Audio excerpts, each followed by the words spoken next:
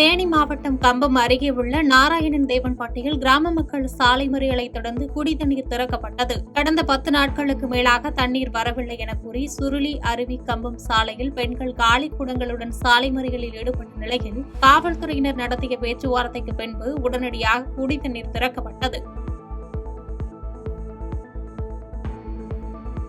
கோவை தொண்டாமுத்தூர் சுற்றுவட்டார பகுதியில் மின்கம்பத்தை சாய்த்ததில் 25 வயது மதிக்கத்தக்க ஆண் யானை மின்சாரம் தாக்கி உயிரிழந்த சம்பவம் பெரும் சோகத்தை ஏற்படுத்தியுள்ளது. தகவல் அறிந்து அங்கு வந்த வனத்துறையினர் சம்பவ இடத்தில் யானை உயிரிழந்தது தொடர்பாக விசாரணை மேற்கொண்டனர். கள்ளக்குறிச்சி மாவட்டம் கல்வராயன் மலையில் பெய்த கனமழையால் கோமுகி அணை வேகமாக நிரம்பிய நிலையில் 200 கன அடி நீர் வெளியேற்றப்படுகிறது. மேலும் இதனால் கரையோர பகுதியில் வசித்து வரும் பொதுமக்கள் பாதுகாப்பாக இருக்க மாவட்ட நிர்வாகம் மற்றும் நீர்வளத்துறை அதிகாரிகள் அறிவுறுத்தியுள்ளனர்.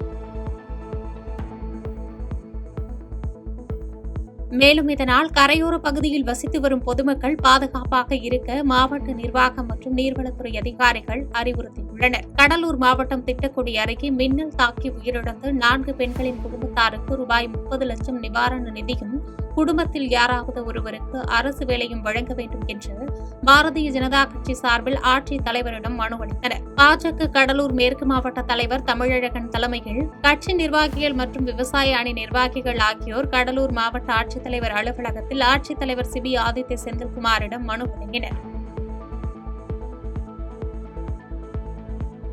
வேலூர் மாவட்டம் குடியாத்தத்தில் 4 ஆண்டுகளுக்கு பிறகு சமீபத்திய மழையால் தற்போது கூட நகரம் ஏரி முழு கொள்ளளவை எட்டியுள்ளது. இதனால் மகிழ்ச்சியடைந்த அப்பகுதி இளைஞர்கள் மற்றும் விவசாயிகள் தண்ணீருக்கு மலர் தூவி உற்சாகமாக வரவேற்றனர்.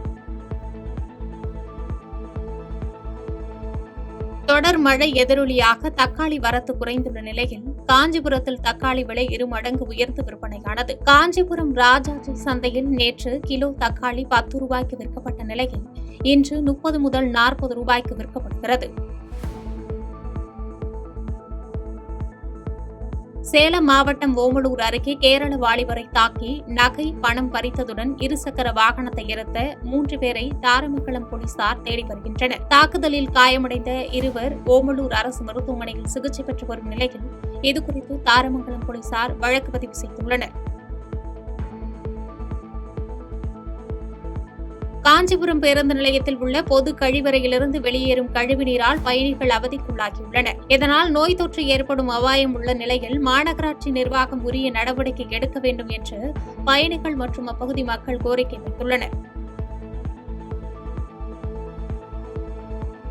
கிருஷ்ணகிரி மாவட்டம் போச்சம்பள்ளி அடுத்த குள்ளனூர் பகுதியில் இருசக்கர வாகனத்தில் வந்த தனியார் நிறுவன ஊழியர் எதிரே வந்த கார் மீது மோதிய விபத்து குறித்தான சிசிடிவி காட்சி வெளியாகி பரபரப்பை ஏற்படுத்தியுள்ளது. அதிவேகத்தில் வந்த இருசக்கர வாகனம் கட்டுப்பாட்டை இழந்து எதிரே வந்த கார் மீது மோதிய விபத்தில் இருசக்கர வாகனத்தில் பயணித்த இளைஞர் ஞானசேகரன் என்பவர் படுகாயமடைந்தார். நெல்லையில் எலிக்காய்ச்சல் பாதிப்பு ஏற்பட்ட கல்லூரி இன்று மீண்டும் திறக்கப்பட்டது. 10 நாட்களுக்கு மேலாக கல்லூரியில் தண்ணீரை சுத்தப்படுத்தும் பணிகள், சுற்றுச்சூழலை தூய்மைப்படுத்தும் பணிகள் ஆகிய பணிகள் நடைபெற்று முடிந்த நிலையில் உரிய ஆய்வுக்கு பிறகு இன்று வழக்கம் போன்று கல்லூரி செயல்பட்டது.